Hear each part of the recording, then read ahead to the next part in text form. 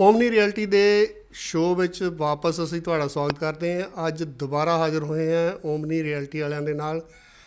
ਹਰਮਨ ਭਾਜੀ, ਤੁਹਾਡਾ ਬਹੁਤ ਬਹੁਤ ਸਵਾਗਤ ਹੈ। ਪਰ ਸਭ ਤੋਂ ਪਹਿਲਾਂ ਮੈਂ ਤੁਹਾਨੂੰ ਨਾਲ ਹੀ ਕੁਐਸਚਨ ਵੀ ਪੁੱਛਦਾ ਕਿ ਮਕਾਨ ਵੇਚਣ ਦਾ ਨਾ ਜਦੋਂ ਕੋਈ ਬੰਦਾ ਸੋਚਦਾ ਤਾਂ ਬਹੁਤ ਜ਼ਿਆਦਾ ਵੱਡੀਆਂ ਕੰਪਲੀਕੇਸ਼ਨਾਂ ਸ਼ੁਰੂ ਹੋ ਜਾਂਦੀਆਂ।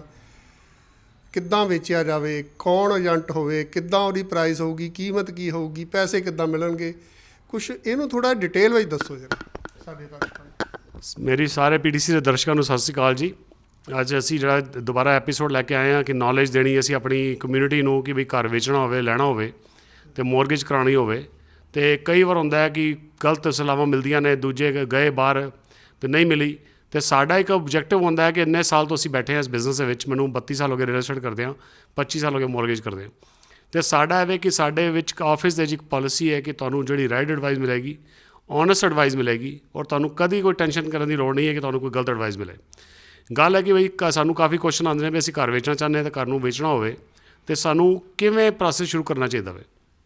ਉਹਦਾ ਪ੍ਰੋਸੈਸ ਸਭ ਤੋਂ ਪਹਿਲੇ ਇਹ ਕਿ ਤੁਸੀਂ ਟਰੈਕ ਰੈਕਡ ਅਗਰ ਜੋ ਤੁਸੀਂ ਦੇਖਦੇ ਹੋ ਬਾਜ਼ਾਰ ਦੇ ਵਿੱਚ ਕਿ ਕਿਹੜਾ ਏਜੰਟ ਹੈ ਜਿਹਨੂੰ ਤੁਸੀਂ ਡੀਲ ਕੀਤਾ ਹੈ, ਉਹਦੀ ਡੀਲਿੰਗ ਕਿਵੇਂ ਸੀਗੀ, ਜਾਂ ਤੁਸੀਂ ਫਰਦਰ ਡੀਲ ਕਰਨਾ ਚਾਹੁੰਦੇ ਹੋ, ਤੁਹਾਨੂੰ ਏਜੰਟ ਨਹੀਂ ਹੈ, ਤੁਸੀਂ ਏਜੰਟ ਕਿਵੇਂ ਲੱਭਣਾ ਵੇ। ਉਹਦੇ ਵਾਸਤੇ ਤੁਹਾਨੂੰ ਇੱਕ ਜਿਹੜਾ ਜਿਵੇਂ ਸਾਡਾ ਟਾਈਮ ਫੈਕਟਰ ਹੈ ਕਿ ਅਸੀਂ ਇੰਨੇ ਸਾਲ ਤੋਂ ਕੰਮ ਕਰ ਰਹੇ ਹਾਂ, ਸਾਡਾ ਬੜਾ ਵੱਡਾ ਪਲੱਸ ਹੈ। ਇੰਨੇ ਸਾਲ ਤੋਂ ਅਸੀਂ ਕਮਿਊਨਿਟੀ ਸਰਵ ਕਰ ਰਹੇ ਹਾਂ। ਅਸੀਂ ਹਜ਼ਾਰਾਂ ਲੋਕਾਂ ਨੂੰ ਘਰ ਲੈ ਕੇ ਦਿੱਤੇ ਨੇ, ਹਜ਼ਾਰਾਂ ਲੋਕਾਂ ਦੀ ਫੈਮਲੀਆਂ ਨੂੰ ਅਸੀਂ ਸੈਟਲ ਕੀਤਾ ਵੇ, ਅਤੇ ਉਹ ਇੱਕ ਬੜਾ ਵੱਡਾ ਪਲੱਸ ਹੈਗਾ ਸਾਡੇ ਵਾਸਤੇ। ਸੈਕੰਡਲੀ ਜਿਹੜੀ ਇੱਕ ਕ੍ਰੈਡੀਬਿਲਿਟੀ ਹੁੰਦੀ ਹੈ, ਸਾਡੇ ਕੋਲ ਇੰਨੀਆਂ ਟੈਸਟੀਮੋਨੀਅਲ ਨੇ ਜੋ ਕਲਾਇੰਟ ਨਾਲ ਅਸੀਂ ਕਲੋਜ਼ ਕਰਦੇ ਹਾਂ, ਸਾਡੇ ਰਿਵਿਊਜ਼ ਅੱਛੇ ਨੇ ਕਿ ਅਸੀਂ ਕਿਸੇ ਵੀ ਤਰੀਕੇ ਨਾਲ ਇਹ ਨਹੀਂ ਹੋਣ ਦਿੰਦੇ ਕਿ ਤੁਹਾਨੂੰ ਕੋਈ ਗਲਤ ਸਲਾਹ ਮਿਲੇ ਜਾਂ ਗਲਤ ਕੋਈ ਤੁਹਾਡੀ ਡੀਲ ਗਲਤ ਹੋ ਗਈ।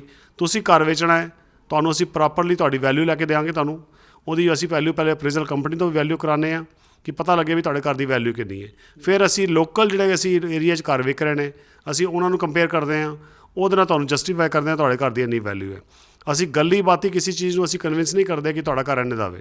ਤੁਹਾਨੂੰ ਫੈਕਟਸ ਰੱਖ ਕੇ ਅਪਰੇਜ਼ਲ ਕੰਪਨੀਆਂ ਤੋਂ ਵੈਲਿਊ ਲੈ ਕੇ ਆਪਣੀ ਤੁਹਾਨੂੰ ਕਾਂਪਸ ਕੱਢ ਕੇ ਲੋਕਲ ਏਰੀਆ 'ਚ ਘਰ ਕਿੰਨੇ ਦੇ ਵਿਕ ਰਹੇ ਨੇ, ਉਹਦੀ ਬੇਸ 'ਤੇ ਤੁਹਾਨੂੰ ਅਸੀਂ ਜਸਟੀਫਾਈ ਕਰਦੇ ਹਾਂ ਕਿ ਤੁਸੀਂ ਇੰਨੇ ਦਾ ਘਰ ਵੇਚੋ।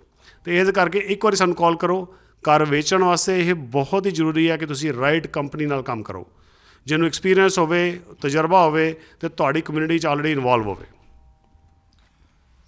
ਸਭ ਤੋਂ ਵੱਡੀ ਗੱਲ ਜੇ ਅਸੀਂ ਕਰੀਏ ਤਾਂ ਉਹ ਇਹ ਹੈ ਕਿ ਕਈ ਵਾਰੀ ਬੰਦਾ ਜਿਸ ਤਰ੍ਹਾਂ ਟਰੈਂਡ ਚੱਲਿਆ ਕਿ ਚਲੋ ਖੁੱਲ੍ਹੇ ਏਰੀਏ ਚੱਲੀਏ, ਬਹੁਤ ਭੀੜ ਆ ਇੱਥੇ, ਪਾਰਕਿੰਗ ਦੀ ਵੀ ਸਮੱਸਿਆ ਆ, ਹੋਰ ਬਹੁਤ ਸਾਰੀਆਂ ਪ੍ਰੋਬਲਮਾਂ ਹੋ ਗਈਆਂ ਸ਼ੁਰੂ ਭੀੜੇ ਏਰੀਏ ਦੇ ਵਿੱਚ ਜਾਂ ਕੁਈਨਸ ਦੇ ਵਿੱਚ ਜਾਂ ਬਰੁਕਲਿਨ 'ਚ, ਜਾਂ ਲੋਕ ਮੈਨਹਟਨ 'ਚੋਂ ਵੀ ਬਾਹਰ ਜਾ ਰਹੇ ਆ। ਕੀ ਕੀਤਾ ਜਾਵੇ ਕਿ ਇਹ ਮਕਾਨ ਦੇ ਵਿੱਚ ਮੈਂ ਰਹਿੰਦਾ ਹਾਂ, ਦੂਸਰੇ ਮਕਾਨ ਦੇ ਵਿੱਚ ਮੈਂ ਜਾਣਾ, ਕਿਸ ਤਰ੍ਹਾਂ ਉਹ ਕੀਤਾ ਜਾਵੇ ਕਿ ਪਹਿਲੋਂ ਮਕਾਨ ਖਰੀਦਿਆ ਜਾਵੇ ਕਿ ਪਹਿਲੋਂ ਵੇਚਿਆ ਜਾਵੇ? ਇਹਦਾ ਮੈਂ ਆਨਸਰ ਜੀ ਗੁਰਦੀਪ ਨੂੰ ਦੇਵਾਂਗਾ। ਗੁਰਦੀਪ ਨੇ ਰੀਸੈਂਟਲੀ ਟ੍ਰਾਂਜੈਕਸ਼ਨ ਕਲੋਜ਼ ਕੀਤੀ ਹੈ ਜਿਹਦੇ 'ਚ ਉਹਨਾਂ ਨੇ ਆਪਣਾ ਘਰ ਵੇਚ ਕੇ ਘਰ ਲਿਆ ਵੇ, ਇਹ ਤੁਹਾਡੇ ਆਨਸਰ ਕਰਨਗੇ। ਸਤਿ ਸ਼੍ਰੀ ਅਕਾਲ ਜੀ ਸਾਰਿਆਂ ਨੂੰ। ਅੱਜ ਫਿਰ ਅਸੀਂ ਤੁਹਾਡੇ ਕੋਲ ਹੈਗੇ ਆ। ਮੈਂ ਗੁਰਦੀਪ ਸਿੰਘ ਓਮਨੀ ਰਿਐਲਿਟੀ ਤੋਂ। ਅਤੇ ਜਦੋਂ ਅਸੀਂ ਪਲਾਨ ਕਰਦੇ ਹਾਂ ਘਰ ਲੈਣ ਦਾ, ਸਾਡੇ ਕੋਲ ਆਲਰੇਡੀ ਘਰ ਹੈਗਾ, ਅਤੇ ਜੇ ਅਸੀਂ ਵੇਖ ਰਹੇ ਹਾਂ ਕਿ ਅਸੀਂ ਪਹਿਲਾਂ ਘਰ ਵੇਚੀਏ ਕਿ ਪਹਿਲਾਂ ਅਸੀਂ ਆਪਣੀ ਟ੍ਰਾਂਜੈਕਸ਼ਨ ਅੱਗੋਂ ਫਾਈਨਲ ਕਰੀਏ। ਅਤੇ ਉਹਦੇ ਵਿੱਚ ਕੀ ਹੁੰਦਾ ਕਿ ਸਭ ਤੋਂ ਪਹਿਲਾਂ ਸਾਨੂੰ ਆਪਣੇ ਘਰ ਨੂੰ ਫॉर ਸੇਲ ਵਾਸਤੇ ਮਾਰਕੀਟ 'ਚ ਪਾਉਣਾ ਪੈਂਦਾ ਹੈ। ਉਹਦੇ ਕਰਕੇ ਸਾਨੂੰ ਇੱਕ ਬਾਇਰ ਮਿਲ ਜਾਂਦਾ ਹੈ, ਅਤੇ ਜਦੋਂ ਬਾਇਰ ਦਾ ਸਾਨੂੰ ਪਤਾ ਕਿ ਉਹਦਾ ਮੌਰਗੇਜ ਹੋ ਜਾਏਗਾ, ਫਿਰ ਉਸ ਹਿਸਾਬ ਨਾਲ ਫਿਰ ਅਸੀਂ ਪਲਾਨ ਕਰਦੇ ਹਾਂ ਘਰ ਵੇਖਣ ਦਾ। ਇਨ ਦ ਮੀਨ ਟਾਈਮ ਅਸੀਂ ਕੀ ਕਰਦੇ ਹਾਂ ਕਿ ਬਾਹਰ ਨਾਲ ਇੱਕ ਅਸੀਂ ਮਿਊਚੁਅਲ ਅੰਡਰਸਟੈਂਡਿੰਗ ਕਰ ਲੈਂਦੇ ਹਾਂ ਕਿ ਵੀ ਸਾਨੂੰ 2-3 ਮਹੀਨੇ ਦਾ ਟਾਈਮ ਚਾਹੀਦਾ ਕਿਉਂਕਿ ਅਸੀਂ ਆਪਣਾ ਘਰ ਅੱਗੋਂ ਲੈਣਾ। ਅਗਰ ਤੁਸੀਂ ਪਹਿਲਾਂ ਘਰ ਲੱਭ ਲਿਆ ਖਰੀਦਣ ਵਾਸਤੇ ਅਤੇ ਤੁਹਾਡਾ ਉਹ ਕੌਂਟਰੈਕਟ ਹੋ ਗਿਆ, ਪਰ ਜਿਹੜਾ ਘਰ ਤੁਸੀਂ ਆਪਣਾ ਘਰ ਵੇਚਣਾ ਚਾਹੁੰਦੇ ਹੋ ਉਹਦੀ ਡੀਲ ਅਗਰ ਜੇ ਨਾ ਫਾਈਨਲਾਈਜ਼ ਹੋਈ, ਤੁਸੀਂ ਸਟਰਕ ਹੋ ਜਾਂਦੇ ਹੋ। ਉੱਧਰ ਤੁਹਾਡੀ ਡਾਊਨ ਪੇਮੈਂਟ ਵੀ ਜੈਪਟਾਈਜ਼ ਹੋ ਸਕਦੀ ਹੈ। ਲੇਕਿਨ ਸਲਾਹ ਸਾਡੀ ਇਹੀ ਹੋਏਗੀ ਕਿ ਅਗਰ ਤੁਸੀਂ ਇਸ ਤਰ੍ਹਾਂ ਦਾ ਕੋਈ ਪਲਾਨ ਹੈ, ਤੁਸੀਂ ਅਗਰ ਤੁਹਾਡਾ ਆਪਣਾ ਘਰ ਹੈ, ਤੁਸੀਂ ਵੇਚਣਾ ਚਾਹੁੰਦੇ ਹੋ, ਵੇਚ ਕੇ ਘਰ ਲੈਣਾ ਚਾਹੁੰਦੇ ਹੋ, ਅਤੇ ਉਹਦੇ ਵਿੱਚ ਅਸੀਂ ਇਹੀ ਕਰਾਂਗੇ ਕਿ ਪਹਿਲਾਂ ਤੁਸੀਂ ਆਪਣੇ ਘਰ ਨੂੰ ਫॉर ਸੇਲ ਵਾਸਤੇ ਲਾਓ, ਉਹਦੀ ਟ੍ਰਾਂਜੈਕਸ਼ਨ ਦੇਖੋ ਕਿੰਨੇ ਦੀ ਹੋ ਰਹੀ ਹੈ, ਫਿਰ ਉਸ ਹਿਸਾਬ ਨਾਲ ਫਰਦਰ ਅਸੀਂ ਕਰਦੇ ਹਾਂ। ਇਸ ਤਰ੍ਹਾਂ ਹੀ ਮੇਰੀ ਇੱਕ ਡੀਲ ਚੱਲ ਰਹੀ ਹੈ। ਇੱਕ ਡੀਲ ਹੋਰ ਇਸ ਤਰ੍ਹਾਂ ਦੀ ਆਈ ਹੈ ਕਿ ਜਿਹੜੇ ਪਹਿਲਾਂ ਹੋਮ ਓਨਰ ਨੇ ਇੱਥੇ ਰਿਚਮੰਡ 'ਚ ਰਹਿੰਦੇ ਆ ਅਤੇ ਇੱਕ ਜੈਕਸਨ ਹਾਈਟ 'ਚ ਰਹਿੰਦੇ ਆ, ਉਹਨਾਂ ਦਾ ਅਸੀਂ ਪਹਿਲਾਂ ਘਰ ਅਸੀਂ ਮਾਰਕੀਟ 'ਚ ਪਾਇਆ, ਮਾਰਕੀਟ 'ਚ ਪਾ ਕੇ ਉਹਦਾ ਕੌਂਟਰੈਕਟ ਹੋ ਗਿਆ। ਹੁਣ ਉਹਨਾਂ ਨੂੰ ਪਤਾ ਹੈ ਕਿ ਵੀ ਸਾਨੂੰ ਇਹਦੇ 'ਚੋਂ ਕਿੰਨੇ ਪੈਸੇ ਮਿਲਣੇ ਨੇ, ਕਿੰਨੀ ਸਾਡੀ ਐਕੁਇਟੀ ਹੈਗੀ ਹੈ, ਅਤੇ ਉਸ ਹਿਸਾਬ ਨਾਲ ਫਰਦਰ ਡਾਊਨ ਪੇਮੈਂਟ ਐਡਜਸਟ ਕਰਕੇ ਅਤੇ ਉਹ ਦੂਸਰਾ ਘਰ ਉਹ ਲੈ ਸਕਦੇ ਨੇ। ਅਤੇ ਇਸੇ ਤਰ੍ਹਾਂ ਜੇ ਅਗਰ ਤੁਸੀਂ ਕੋਈ ਇੱਦਾਂ ਦਾ ਪਲਾਨ ਕਰ ਰਹੇ ਹੋ ਤਾਂ ਡੈਫੀਨੇਟਲੀ ਤੁਸੀਂ ਸਾਡਾ ਪਹਿਲੇ ਨਾਲ ਗੱਲ ਕਰੋ, ਸਾਨੂੰ ਸਾਡੇ ਘਰ ਦੀ ਵੈਲਿਊ ਪੁੱਛੋ, ਫਿਰ ਉਸ ਤੋਂ ਬਾਅਦ ਅਸੀਂ ਫਰਦਰ ਅਸੀਂ ਤੁਹਾਨੂੰ ਦੱਸਾਂਗੇ ਕਿਸ ਤਰ੍ਹਾਂ ਕੰਮ ਕਰਨਾ ਹੈ ਜੀ। ਇੱਕ ਗੱਲ ਹੋਰ ਸਵਾਲ ਪੈਦਾ ਹੁੰਦਾ ਕਿ ਜੇ ਅਗਰ ਆਪਣਾ ਮਕਾਨ ਵੇਚਦੇ ਆ ਤੇ ਸਾਨੂੰ ਰਹਿਣ ਵਾਸਤੇ ਵੀ ਪ੍ਰੋਬਲਮ ਆਉਂਦੀ ਆ, ਘਰ ਦਾ ਸਮਾਨ ਸਾਰਾ ਜਿਹੜਾ ਆ ਉਹਨੂੰ ਕਿੱਥੇ ਰੱਖਿਆ ਜਾਵੇ? ਕਿ ਇਹੋ ਜਿਹਾ ਸਿਸਟਮ ਕੋਈ ਹੈ ਕਿ ਸੇਮ ਡੇ 2 ਕਲੋਜ਼ਿੰਗਾਂ ਹੋ ਜਾਣ? ਦੇਖੋ ਜੀ, ਇਹਨੂੰ ਕਹਿੰਦੇ ਨੇ ਚੇਨ ਟ੍ਰਾਂਜੈਕਸ਼ਨ, ਜਿਹੜੀ ਕਲੋਜ਼ਿੰਗਾਂ ਨੇ, ਜਿਹੜਾ ਬਹੁਤ ਹੀ ਕਾਮਨ ਹੈਗਾ ਵੇ। ਇਹਦੇ 'ਚ ਥੋੜ੍ਹਾ ਜਿਹਾ ਸਾਨੂੰ ਮੋਰਗੇਜ ਕੰਪਨੀ ਨੂੰ ਅਤੇ ਰੀਅਲ ਏਸਟੇਟ ਬ੍ਰੋਕਰ ਨੂੰ ਮਿਲ ਕੇ ਕੰਮ ਕਰਨਾ ਪੈਂਦਾ ਹੈ ਕਿ ਅਸੀਂ ਜਿਹੜੀਆਂ 2 ਡੀਲਾਂ ਹੈਂਡਲ ਕਰਨੀਆਂ ਨੇ। ਇੱਕ ਤੁਸੀਂ ਆਪਣਾ ਘਰ ਵੇਚਿਆ, ਇੱਕ ਤੁਸੀਂ ਆਪਣਾ ਘਰ ਲੈਣਾ ਵੇ। ਇਹ ਰੀਸੈਂਟਲੀ ਅਸੀਂ ਡਿਕਸਲ 'ਚ ਕਲੋਜ਼ਿੰਗ ਕੀਤੀ ਹੈ ਕਿਸੇ ਦੀ, ਉਹਨਾਂ ਨੇ ਆਪਣਾ ਘਰ ਵੇਚਿਆ ਸੀਗਾ ਅਤੇ ਉਹਨਾਂ ਨੇ ਘਰ ਲਿਆ। ਅਤੇ ਉਹ ਵਿੱਚ ਹੈ ਕਿ ਤੁਸੀਂ ਜਦੋਂ ਕੰਮ ਕਰਦੇ ਹੋ ਇਕੱਠੇ, ਤਾਂ ਦੋਨੋਂ ਲੋਨ ਜਿਹੜੇ ਨੇ, ਇੱਕ ਤੁਸੀਂ ਜਿਹੜਾ ਵੇਚ ਰਹੇ ਹੋ, ਤੁਹਾਡੇ ਬਾਇਰ ਦੀ ਅਪਰੂਵਲ ਹੋਣੀ ਚਾਹੀਦੀ ਹੈ, ਉਹਦੀ ਕਮਿਟਮੈਂਟ ਆਈ ਹੋਣੀ ਚਾਹੀਦੀ ਹੈ ਮੋਰਗੇਜ ਕੰਪਨੀ ਤੋਂ। ਅਤੇ ਜਿਹੜਾ ਤੁਸੀਂ ਬਾਏ ਕਰ ਰਹੇ ਹੋ, ਤੁਹਾਡੀ ਕਮਿਟਮੈਂਟ ਆਉਣੀ ਚਾਹੀਦੀ ਹੈ ਉਸ ਘਰ ਦੇ ਉੱਤੇ। ਅਗਰ ਤੁਸੀਂ ਲੋਨ ਲੈ ਰਹੇ ਹੋ ਅਤੇ ਅਗਰ ਕੈਸ਼ ਲੈ ਰਹੇ ਹੋ ਤਾਂ ਫਿਰ ਤਾਂ ਈਜ਼ੀ ਹੋ ਜਾਂਦਾ ਵੇ। ਅਤੇ ਉਸ ਬੇਸ ਦੇ ਉੱਤੇ ਕਿ ਜਦੋਂ ਤੁਸੀਂ ਕਲੋਜ਼ਿੰਗ ਕੀਤੀ, ਤੁਸੀਂ ਆਪਣਾ ਘਰ ਵੇਚਿਆ, ਤੁਹਾਨੂੰ ਪੈਸੇ ਮਿਲੇ, ਉਸ ਪੈਸੇ ਨਾਲ ਤੁਸੀਂ ਦੂਜਾ ਘਰ ਬਾਏ ਕਰਨਾ ਹੈ। ਉਹ ਜਿਹੜਾ 3-4 ਦਿਨ ਦਾ ਟਾਈਮ ਡਿਫ ਹੁੰਦਾ ਵੇ, ਜਦੋਂ ਤੁਸੀਂ ਬੈਂਕ 'ਚ ਪੈਸੇ ਪਾਏ ਔਰ ਬੈਂਕ 'ਚ ਪੈਸੇ ਕਲੀਅਰ ਹੋਏ, ਉਹ 3-4 ਦਿਨ ਦੇ ਵਿੱਚ ਸਾਨੂੰ ਕਲੋਜ਼ਿੰਗ ਕਰਨੀ ਪੈਂਦੀ ਹੈ। ਕਈ ਚਾਂਸਿਸ ਦੇ ਵਿੱਚ ਅਸੀਂ ਕਲੋਜ਼ਿੰਗ ਸੇਮ ਡੇ ਕਰਦੇ ਹਾਂ। ਅਗਰ ਉਹ ਪੈਸੇ ਤੁਹਾਨੂੰ ਪਹਿਲੀ ਕਲੋਜ਼ਿੰਗ ਤੋਂ ਤੁਹਾਡੇ ਅਟਰਨੀ ਨੇ ਵਾਇਰ ਕਰਤੇ, ਤੁਹਾਡੇ ਅਕਾਊਂਟ ਦੇ ਵਿੱਚ ਵਾਇਰ ਟ੍ਰਾਂਸਫਰ ਹੋ ਗਈ ਅਤੇ ਪੈਸੇ ਦੁਪਹਿਰੇ ਅਵੇਲੇਬਲ ਹੋ ਗਏ ਅਤੇ ਸ਼ਾਮੀ ਤੁਹਾਡੀ ਨੈਕਸਟ ਕਲੋਜ਼ਿੰਗ ਹੋ ਗਈ। ਅਤੇ ਉਹਦੇ ਵਾਸਤੇ ਇਹ ਹੈ ਕਿ ਕੋਆਰਡੀਨੇਸ਼ਨ ਬਿਟਵੀਨ ਅਟਰਨੀਜ਼ ਅਤੇ ਜਿਹੜੇ ਏਜੰਟਸ ਹੈਗੇ ਨੇ ਸਾਰੇ, ਉਹਨਾਂ ਸਭ ਦਾ ਟੀਮ ਵਰਕ ਇਕੱਠਾ ਹੋਣਾ ਚਾਹੀਦਾ ਵੇ ਔਰ ਦੋਨੋਂ ਘਰਾਂ ਦੀਆਂ ਅਪਰੂਵਲਾਂ ਹੋਣੀਆਂ ਚਾਹੀਦੀਆਂ ਨੇ, ਤਾਂ ਹੀ ਇਹ ਪੋਸੀਬਲ ਹੈਗਾ ਵੇ। ਅਦਰਵਾਈਜ਼ ਅਗਰ ਅਪਰੂਵਲ ਨਹੀਂ ਹੈ ਅਤੇ ਤੁਸੀਂ ਕਲੋਜ਼ਿੰਗ ਕਰ ਲਈ, ਦੂਜੀ ਅਪਰੂਵਲ ਨਹੀਂ ਆਈ ਅਤੇ ਉਹ ਟਾਈਮ ਡਿਲੇ ਹੋ ਗਿਆ, ਅਤੇ ਉਹਦੇ ਵਿੱਚ ਇਹ ਵੇ ਕਿ ਤੁਹਾਨੂੰ ਦਿੱਕਤ ਬਹੁਤ ਆਏਗੀ। ਕਾਫੀ ਟਾਈਮ ਖੱਜਲ ਖਰਾਬੀ ਹੁੰਦੀ ਹੈ। ਸਾਡੇ ਕੋਲ ਕਾਫੀ ਵਾਰ ਕੰਪਲੇਂਟ ਆਉਂਦੀ ਹੈ ਕਲਾਇੰਟਸ ਦੀ ਕਿ ਅਸੀਂ ਬਾਹਰੋਂ ਕੰਮ ਕਰਾਇਆ, ਸਾਡਾ ਇਹ ਹੋਇਆ। ਉਸ ਕਰਕੇ ਇਹਦੇ ਵਿੱਚ ਬਹੁਤ ਹੀ ਇੰਪੋਰਟੈਂਟ ਹੈ ਕਿ ਤੁਸੀਂ ਜਿਹਨੂੰ ਬਿਜ਼ਨਸ ਦੀ ਨੌਲੇਜ ਹੋਵੇ, ਅਟਰਨੀਜ਼ ਨੂੰ ਪਤਾ ਹੋਵੇ, ਅਤੇ ਸਾਰਾ ਦਾ ਆਪਸ ਵਿੱਚ ਕੋਆਰਡੀਨੇਸ਼ਨ ਮਸਟ ਹੋਣਾ ਚਾਹੀਦਾ ਵੇ। ਇਸ ਤਰ੍ਹਾਂ ਨਹੀਂ ਹੋ ਸਕਦਾ ਕਿ ਇਹ ਮਕਾਨ ਅਸੀਂ ਸੇਲ 'ਤੇ ਫੇਰ ਲਗਾਈਏ, ਪਹਿਲੋਂ ਨਵਾਂ ਮਕਾਨ ਲੈ ਲਈਏ? ਇਹਦਾ ਆਨਸਰ ਇਹ ਦੇਣਗੇ ਜੀ। ਇਹਨਾਂ ਨੇ ਰੀਸੈਂਟਲੀ ਇਹਨਾਂ ਦੇ ਵੀ ਐਵੇਂ ਸਿਮਿਲਰ ਸਿਚੁਏਸ਼ਨ ਹੈਗੀ ਇਹਨਾਂ ਦੀ ਇੱਕ। ਅਤੇ ਸਤਿ ਸ਼੍ਰੀ ਅਕਾਲ ਜੀ ਸਾਰੇ PTC ਦੇ ਵਿਊਅਰਸ ਨੂੰ। ਅਤੇ ਅੱਜ ਅਸੀਂ ਰੀਅਲ ਏਸਟੇਟ ਨੌਲੇਜ ਤੁਹਾਡੇ ਵਾਸਤੇ, ਸਾਰਿਆਂ ਵਾਸਤੇ ਲੈ ਕੇ ਆਏ ਹਾਂ। ਅਤੇ ਜਿਵੇਂ ਕਿ ਗੁਰਿੰਦਰ ਜੀ ਤੁਸੀਂ ਕੁਐਸਚਨ ਪੁੱਛਿਆ ਹੈ ਕਿ ਹਾਂ ਬਈ ਅਗਰ ਅਸੀਂ ਘਰ ਪਹਿਲੇ ਬਾਏ ਕਰ ਲਈਏ ਅਤੇ ਜੋ ਜਿਸ ਘਰ 'ਚ ਉਹ ਰਹਿ ਰਹੇ ਨੇ ਉਹਨੂੰ ਅਜੇ ਫੋਰ ਸੇਲ 'ਤੇ ਨਾ ਲਾਉਣ, ਹੁੰਦਾ ਕੀ ਹੈ ਕਿ ਅਗਰ ਤੇ ਤੁਹਾਡੇ ਕੋਲ ਆਪਣੇ ਕੋਲ ਐਕਸਟਰਾ ਫੰਡਸ ਹੈਗੇ ਨੇ ਜਿਹੜੇ ਕਿ ਤੁਸੀਂ ਦੂਜੇ ਘਰ ਦੇ ਵਿੱਚ ਡਾਊਨ ਪੇਮੈਂਟ ਕਰਨਾ ਚਾਹੁੰਦੇ ਹੋ, ਤੈਨ ਤੇ ਉਸ ਤੋਂ ਵਧੀਆ ਕੋਈ ਚੀਜ਼ ਨਹੀਂ ਹੈਗੀ। ਕਿਉਂਕਿ ਤੁਹਾਡੇ ਕੋਲ ਇੱਕ ਇਨਵੈਸਟਮੈਂਟ ਪ੍ਰੋਪਰਟੀ ਹੋ ਜਾਏਗੀ ਅਤੇ ਇੱਕ ਤੁਹਾਡਾ ਪ੍ਰਾਇਮਰੀ ਰੈਜ਼ੀਡੈਂਸ ਰਹੇਗਾ, ਜਿਹਨੂੰ ਕਿ ਤੁਸੀਂ ਇਨਵੈਸਟਮੈਂਟ ਪ੍ਰੋਪਰਟੀ ਦਾ ਐਕਚੁਅਲ ਮਤਲਬ ਹੁੰਦਾ ਹੈ ਕਿ ਤੁਸੀਂ ਉਹਨੂੰ ਰੈਂਟ ਕਰ ਸਕਦੇ ਹੋ ਅਤੇ ਤੁਹਾਡੇ ਵਾਸਤੇ ਇੱਕ ਰੈਂਟਲ ਇਨਕਮ ਸਟਾਰਟ ਹੋ ਜਾਂਦੀ ਹੈ, ਜਿਹੜੀ ਕਿ ਤੁਹਾਡੇ ਦੋਨਾਂ ਘਰਾਂ ਦੀ ਮੌਰਗੇਜ ਪੇ ਕਰਨ ਵਾਸਤੇ ਬਹੁਤ ਹੀ ਹੈਲਪਫੁਲ ਹੁੰਦੀ ਹੈ।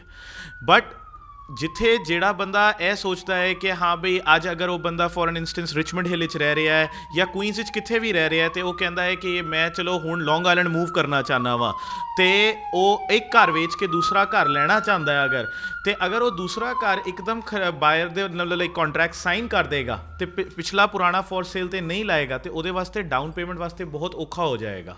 ਕਿਉਂਕਿ ਜਦ ਤੱਕ ਉਹਦੇ ਕੋਲ ਐਕਸਟਰਾ ਫੰਡਸ ਹੀ ਨਹੀਂ ਹੋਣਗੇ, ਕਿਉਂਕਿ ਜਦ ਵੀ ਤੁਸੀਂ ਕਦੀ ਵੀ ਆਪਣਾ ਕੰਟਰੈਕਟ ਸਾਈਨ ਕਰਦੇ ਹੋ ਅਤੇ ਸਾਹਮਣੇ ਤੋਂ ਏਜੰਟ ਜਾਂ ਇੱਥੇ ਤੱਕ ਕਿ ਜੋ ਉਹਨਾਂ ਦਾ ਲੋਨ ਡਿਪਾਰਟਮੈਂਟ ਹੁੰਦਾ, ਉਹ ਸਾਰੇ ਦੇ ਸਾਰੇ ਪ੍ਰੂਫ ਆਫ ਫੰਡਸ ਮੰਗਦੇ ਨੇ ਤੁਹਾਡੇ ਕੋਲੋਂ। ਅਤੇ ਪ੍ਰੂਫ ਆਫ ਫੰਡਸ ਦੇ ਵਿੱਚ ਜਦ ਤੱਕ ਤੁਸੀਂ ਉਹਨਾਂ ਨੂੰ ਸ਼ੋ ਹੀ ਨਹੀਂ ਕਰੋਗੇ ਕਿ ਮੇਰੇ ਕੋਲ ਕਿੱਥੋਂ ਦੀ ਪੈਸੇ ਆਣੇ ਨੇ, ਤਦ ਤੱਕ ਤੁਹਾਨੂੰ ਉਹ ਡੀਲ ਮਿਲੇਗੀ ਹੀ ਨਹੀਂ। ਕਿਉਂਕਿ ਅੱਜ ਹੀ ਜਿਵੇਂ ਮੇਰੇ ਕੇਸ ਵਿੱਚ ਹੋ ਰਿਹਾ ਸੀ ਕਿ ਮੇਰੀ ਇੱਕ ਡੀਲ ਚੱਲ ਰਹੀ ਸੀ ਜਿਹੜੀ ਕਿ ਬਿਯੋਂਡ ਆਸਕਿੰਗ ਪ੍ਰਾਈਸ ਜਾ ਰਹੀ ਹੈ ਘਰ ਦੀ, ਅਤੇ ਉਹ ਬਿਯੋਂਡ ਆਸਕਿੰਗ ਦੇ ਵਿੱਚ ਅਗਰ ਘਰ ਹੀ ਤੁਹਾਡਾ ਫੋਰ ਐਨ ਐਗਜ਼ਾਮਪਲ ਕਰੀਬਨ 7 ਲੱਖ ਦਾ ਹੈਗਾ ਜਾਂ 7.5 ਲੱਖ ਦਾ ਹੈਗਾ, ਅਤੇ ਉਹ ਘਰ ਹੀ ਅੱਜ 8 ਲੱਖ ਦਾ ਤੁਹਾਨੂੰ ਉੱਪਰ ਆਸਕਿੰਗ ਤੋਂ ਜਾਣਾ ਪੈ ਰਿਹਾ ਹੈ ਅਤੇ 8 ਲੱਖ ਤੱਕ ਦੀ ਆਫਰ ਪਾਣੀ ਪੈ ਰਹੀ ਹੈ, ਅਤੇ ਤੁਸੀਂ ਕਹਿ ਰਹੇ ਹੋ ਕਿ ਮੈਂ 20% ਡਾਊਨ ਪੇਮੈਂਟ ਦੇਵਾਂਗਾ, ਜਿਹੜਾ ਕਿ ਆਲਮੋਸਟ $160,000 ਹੁੰਦੇ ਨੇ। ਉਹ ਬਹੁਤ ਵੱਡਾ ਅਮਾਊਂਟ ਹੁੰਦਾ ਹੈ, ਅਤੇ ਪਲੱਸ ਤੁਹਾਡੀ ਕਲੋਜ਼ਿੰਗ ਕਾਸਟ ਵੀ ਆਉਂਦੀ ਹੈ, ਅਤੇ ਇੰਨਾ ਜ਼ਿਆਦਾ ਪ੍ਰੈਸ਼ਰ ਹਰ ਬੰਦਾ ਨਹੀਂ, ਹਰ ਫੈਮਿਲੀ ਨਹੀਂ ਝੇਲ ਪਾਉਂਦੀ। ਅਤੇ ਉਹਨਾਂ ਦੇ ਲਈ ਇਹੋ ਹੁੰਦਾ ਹੈ, ਜਿਵੇਂ ਕਿ ਗੁਰਦੀਪ ਵੀਰ ਜੀ ਨੇ ਵੀ ਦੱਸਿਆ, ਕਿ ਤੁਸੀਂ ਆਪਣਾ ਜੋ ਪਹਿਲੇ ਫੋਰ ਸੇਲ ਵਾਸਤੇ ਲਾਓ ਘਰ ਨੂੰ, ਉਹਦੇ ਵਿੱਚ ਤੁਹਾਡੇ ਵਾਸਤੇ ਅਸੀਂ ਕੋਸ਼ਿਸ਼ ਕਰਾਂਗੇ ਕਿ ਅਸੀਂ ਤੁਹਾਡੇ ਵਾਸਤੇ ਬੈਸਟ ਟੂ ਬੈਸਟ ਵੈਲਿਊ ਤੁਹਾਡੇ ਘਰ ਦੇ ਵਾਸਤੇ ਅਤੇ ਵਧੀਆ ਤੋਂ ਵਧੀਆ ਬਾਇਰ ਲੈ ਕੇ ਆਈਏ, ਅਤੇ ਉਹਨਾਂ ਦੀ ਜੋ ਬਾਇਰ ਜੋ ਆਏਗਾ ਉਹਦੀ ਮੌਰਗੇਜ ਦੀ ਡੀਲ ਦੇ ਅਕੋਰਡਿੰਗ ਕਿ ਕਿੰਨੀ ਦੇਰ 'ਚ ਉਹਨਾਂ ਦੀ ਕਮਿਟਮੈਂਟ ਆ ਰਹੀ ਹੈ ਮੌਰਗੇਜ ਦੀ, ਅਸੀਂ ਉਹਦੇ ਅਕੋਰਡਿੰਗ ਆਪਣੇ ਸੈਲਰ ਨੂੰ ਦੂਸਰੀ ਜਗ੍ਹਾ ਘਰ ਲੈਣ ਦੇ ਵਿੱਚ ਅਤੇ ਉਹਦੀ ਵੀ ਸੇਮ ਡੇ ਕਲੋਜ਼ਿੰਗ ਕਰਵਾਉਣ ਦੇ ਵਿੱਚ ਪੂਰੀ ਹੈਲਪ ਕਰਾਂਗੇ। ਹਰਮਨ ਭਾਜੀ, ਟਾਈਮ ਆਪਣੇ ਕੋਲ ਥੋੜ੍ਹਾ ਜਿਹਾ ਰਹਿ ਗਿਆ ਇਸ ਐਪੀਸੋਡ 'ਚ। ਇੱਕ ਟੈਕਨੀਕਲ ਸਵਾਲ ਤੁਹਾਨੂੰ ਪੁੱਛਣਾ ਚਾਹੁੰਦਾ ਕਿ ਇੱਕ ਬੰਦਾ, ਉਸ ਦੀ ਫੈਮਿਲੀ ਨੇ ਇੱਕ ਮਕਾਨ ਲਿਆ, ਮੰਨ ਲਓ 2-3 4 ਸਾਲ 5 ਸਾਲ ਹੋ ਗਏ, ਉਹਦੇ ਮਕਾਨ ਦੇ ਉੱਤੇ ਲੋਨ ਹੁੰਦਾ ਪਿਆ, ਉਹਦੀ ਇਨਕਮ ਦੀ ਵੀ ਤਕਰੀਬਨ ਉਨੀ ਹੀ ਹੁੰਦੀ ਹੈ ਜਦੋਂ ਉਹਨੇ ਮਕਾਨ ਲਿਆ, ਥੋੜ੍ਹਾ ਬਹੁਤਾ ਵੱਧ ਹੀ ਹੈ। ਅਗਰ ਉਹ ਦੂਸਰਾ ਮਕਾਨ ਲੈਣਾ ਚਾਹੇ, ਬੈਂਕ ਨੂੰ ਤਾਂ ਨਹੀਂ ਨਾ ਪਤਾ ਉਹ ਲੋਨ ਕਿਸ ਤਰ੍ਹਾਂ ਹੁੰਦਾ। ਦੇਖੋ, ਦੂਸਰਾ ਮਕਾਨ ਦੀ ਗੱਲ ਕਰ ਰਹੇ ਹੋ ਕਿ ਅਗਰ ਪਹਿਲਾ ਮਕਾਨ ਲਿਆ ਹੋਇਆ ਹੈ ਤੇ ਦੂਸਰਾ ਮਕਾਨ ਤੁਸੀਂ ਲੈਣਾ ਚਾਹੁੰਦੇ ਹੋ, ਤੇ ਉਹਦਾ ਇੱਕ ਲੈਟਸ ਸੇ ਕਿ ਤੁਸੀਂ ਰਿਚਮੰਡ ਹਿੱਲ 'ਚ ਤੁਸੀਂ ਤੁਹਾਡੇ ਕੋਲ ਘਰ ਹੈਗਾ, ਤੁਸੀਂ ਰਹਿ ਰਹੇ ਹੋ ਇੱਥੇ ਇੱਕ ਟਾਊਨ ਦੇ ਵਿੱਚ, ਤੁਸੀਂ ਦੂਸਰੇ ਟਾਊਨ ਦੇ ਵਿੱਚ ਘਰ ਲੈਣਾ ਹੈਗਾ ਵੇ। ਉਹ ਲੱਗਦਾ ਕੰਪਲੀਕੇਟਡ ਹੈ ਬਟ ਈਜ਼ੀ ਹੈ। ਉਹਦਾ ਰੀਜ਼ਨ ਹੈ ਵੇ ਕਿ ਤੁਸੀਂ ਜਦੋਂ ਰਿਚਮੰਡ ਹਿੱਲ ਦਾ ਘਰ ਨੂੰ ਖਾਲੀ ਕਰਨਾ ਹੈ, ਤੁਸੀਂ ਉਹਨੂੰ ਬੈਂਕ ਨੂੰ ਕਹਿਣਾ ਜੀ ਅਸੀਂ ਇਸ ਘਰ ਨੂੰ ਅਸੀਂ ਰੈਂਟ ਕਰਨ ਲੱਗੇ ਹਾਂ। ਉਹਦਾ ਰੈਂਟ ਆਏਗਾ, ਜਿਵੇਂ ਅੱਜ ਐਵਰੇਜ ਵਨ ਫੈਮਿਲੀ ਦਾ ਰਿਚਮੰਡ ਹਿੱਲ 'ਚ $3500 ਰੈਂਟ ਹੈਗਾ ਵੇ, ਤੇ $3500 ਰੈਂਟ ਆਇਆ ਤੇ ਤੁਹਾਡੀ ਮੌਰਗੇਜ ਬਣਦੀ ਹੈ 2000 ਦੀ। ਤੁਹਾਨੂੰ ਇਨਫੈਕਟ ਤੁਹਾਨੂੰ ਬੈਨੀਫਿਟ ਹੋ ਗਿਆ ਕਿ $1500 ਤੁਹਾਨੂੰ ਪਲੱਸ ਹੋ ਗਿਆ ਉਸ ਘਰ ਦੇ ਵਿੱਚੋਂ। ਦੂਜਾ ਘਰ ਜਿਹੜਾ ਤੁਸੀਂ ਲੈਣ ਗਏ ਲੌਂਗ ਰਨ ਦੇ ਵਿੱਚ, ਉਸ ਘਰ ਤੁਸੀਂ ਆਪਣੀ ਇਨਕਮ ਦੀ ਬੇਸ 'ਤੇ ਲੈ ਰਹੇ ਹੋ, ਜਿਵੇਂ ਤੁਸੀਂ ਪਹਿਲੇ ਰਿਚਮੰਡ ਦਾ ਲਿਆ ਸੀਗਾ, ਉਹ ਇਨਕਮ ਦੀ ਬੇਸ 'ਤੇ ਉਹ ਘਰ ਹੋ ਗਿਆ। ਉਹ ਈਜ਼ੀ ਪ੍ਰੋਸੈਸ ਹੈ, ਕਿਉਂਕਿ ਜਿਵੇਂ ਪਹਿਲੇ ਲਿਆ ਸੀ ਸੈਕਿੰਡ ਟਾਈਮ ਲੈ ਲਿਆ।